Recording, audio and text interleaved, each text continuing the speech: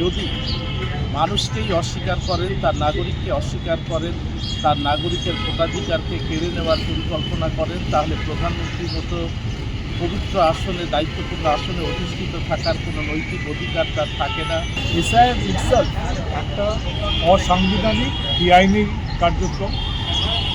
Election commission of ইন্ডিয়ার তাদের যে এই লড়াই লড়ছে কে, এই লড়াই লড়বে কে? মোদি তুমি দূর হাঁটো, মোদি তুমি দূর হাঁটো, নরেন্দ্র মোদি তোমায় জানাই ঠিক ঠিক ধিক্কার, মোদি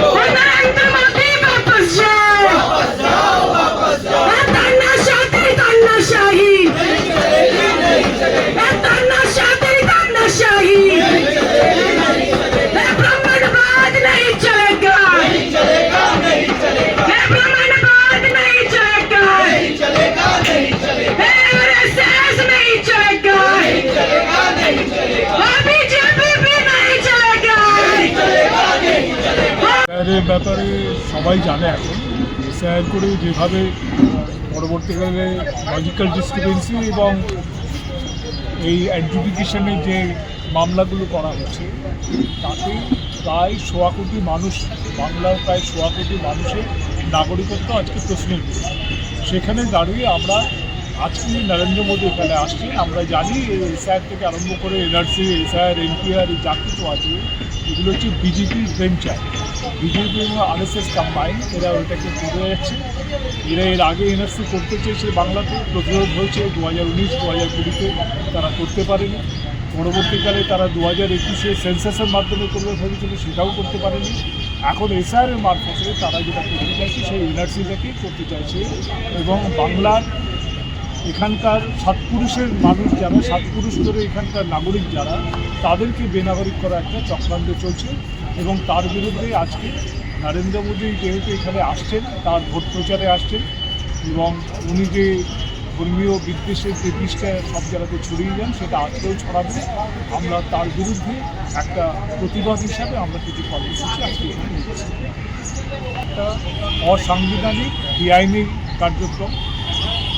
ইলেকশন কমিশন অফ ইন্ডিয়ার তাদের যে আইন আছে এবং তাদের যে রুল আছে, তার কোথাও ওরা দেখাতে পারবে না এসআইআরগুলো কোনো বস্তু আছে। শুধু এই দুটো না, এমনকি তাদের যে ডসিয়ার আছে, তারা যে হ্যান্ডবুক তৈরি করেছে আরও, তার কোথাও দেখাতে পারবে না যে হ্যান্ডবুক 2023-এ রিভাইজড হয়েছে, সেখানেও দেখাতে পারবে না যে এসআইআরগুলো কোনো বস্তু আছে। এই এসআইআর ব্যাপারটাকে এখানে নিয়েই আসা হয়েছে এই জন্য যে একটা নির্দিষ্ট কমিউনিটির মানুষকে, আমাদের বলতে কোনো অসুবিধা নেই, মুসলিম কমিউনিটির মানুষকে তাদেরকে বেনাগরিক করার একটা চক্রান্ত হিসেবে এটা করা হচ্ছে। বাংলার মানুষ তারা কোনোদিনও এই ধরনের ব্যাপারের সাথে খুব একটা সহমত পোষণ করেন না এবং আমাদের ধারণা যেটা, বিজেপি এটা যতই চেষ্টা করুন না কেন, বাংলাতে এটা সফল হবে না। এই 1.25 কোটি মানুষ তারা তাদের নাগরিকত্ব রক্ষার জন্য, তার অধিকার রক্ষার জন্য, তার স্বাধীনতার জন্য, তার স্বাধিকারের প্রশ্নে তারা কোনো রকম আপোষ করতে রাজি। আজ আমাদের প্রধানমন্ত্রী শহর কলকাতায় আসছেন। আমরা মনে করি এসআইআর নিয়ে যে সংকট তৈরি হয়েছে, তার নেপথ্য কারিগরদের একজন হচ্ছেন আমাদের এই প্রধানমন্ত্রী। তাকে প্রধানমন্ত্রী হিসাবে মেনে নিতে এখন আমাদের রীতিমতো অস্বস্তি হচ্ছে। মানুষের ভোটে নির্বাচিত একজন যদি মানুষকেই অস্বীকার করেন, তার নাগরিককে অস্বীকার করেন, তার নাগরিকের ভোটাধিকারকে কেড়ে নেওয়ার পরিকল্পনা করেন, তাহলে প্রধানমন্ত্রীর মতো পবিত্র আসনে, দায়িত্বপূর্ণ আসনে অধিষ্ঠিত থাকার কোনো নৈতিক অধিকার তার থাকে না। যাদের ভোটে তিনি নির্বাচিত হয়েছেন তাদেরকেই এখন বেনাগরিক করার পরিকল্পনা করছেন। আমরা তার এই ধৃষ্টতা বিরুদ্ধে গর্জে উঠছি, পথে নেমে প্রতিবাদ করতে চাইছি। আমরা চাই তিনি আমাদের এই শহর ছেড়ে চলে যান। আমরা বাঙালিরা একটা সংহতি, মৈত্রী, সম্প্রীতির মধ্যে দিয়ে হাজার হাজার বছর পথ চলছি।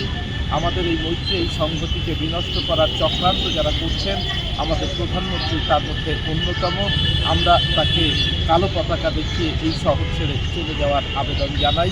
বা বুর্জোয়াতন্ত্রের যে ভয়ঙ্কর রূপ তা আমার দেশে এবং আমার রাজ্যে ক্রমপ্রকট হয়ে উঠছে।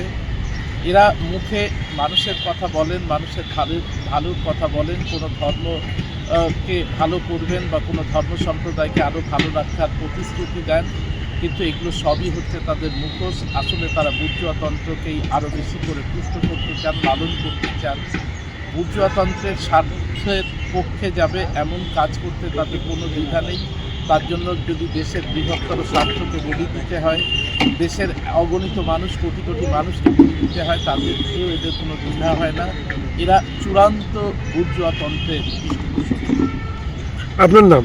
আমার নাম সাইফুল্লাহ, আমি আলিয়া বিশ্ববিদ্যালয়ের বাংলা বিভাগের এই পাঠ তো এটা কে লিখলো?